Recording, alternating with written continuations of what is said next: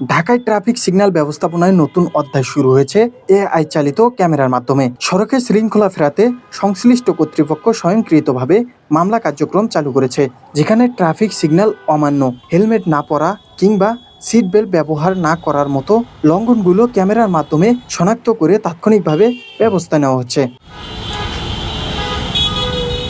রাজধানীর বিভিন্ন গুরুত্বপূর্ণ মোড়ে, কারণ বাজার, বাংলা মোটর, পরিবাগ ও বিজয় সরণিতে ইতিমধ্যে এই প্রযুক্তি চালু হওয়ার পর থেকে সড়কে শৃঙ্খলার পরিবর্তন লক্ষ্য করা যাচ্ছে।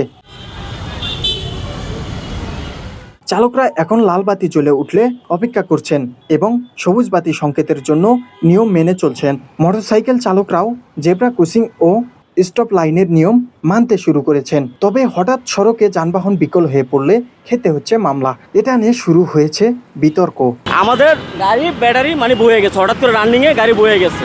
বয়ে দেওয়াতে আমি গাড়ি ট্রাই করতেছি যে পারছি কিনা, বা অন্য একটা গাড়িকে আমি ট্রাই করতেছি যে আমার হেল্প দেওয়া যায় কিনা। উনি এটা না বলে উনি বলতেছে আমার কাগজ দেন, দিলাম কাগজ। উনি ভিডিও করতেছে, রেকার মামলা দিবে, ওটা করবে, এটা করবে। উনি আমাকে যতটুকু পারে হেল্প করবে, তাই না? আর না হলে গাড়িটা সাইড করে যে কোনো টাইম করতে হবে, যেটা ব্যবস্থা করে নেওয়া সেটাও হবে।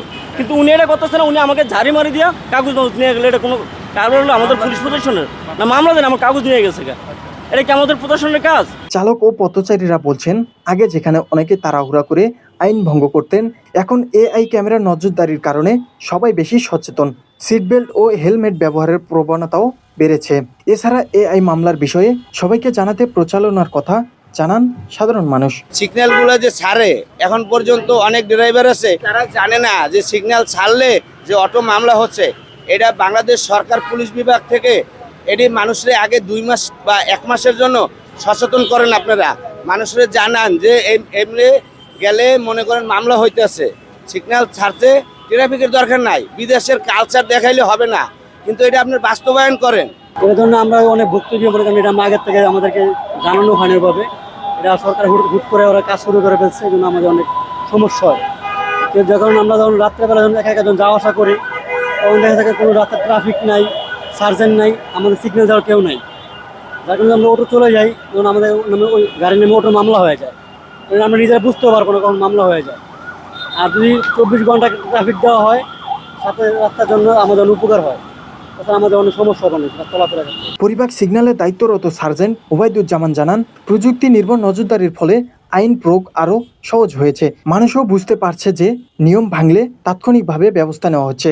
মামলাটা ক্যামেরাতে অটো রিড হবে, নাম্বার প্লেট অটো রিড হওয়ার পরে যদি কোনো গাড়ি যদি সিগন্যাল অমান্য করে বা যদি আরও অন্য কোনো সমস্যা থাকে, তাহলে অটোমেটিক্যালি এটা মামলা হয়ে যাবে।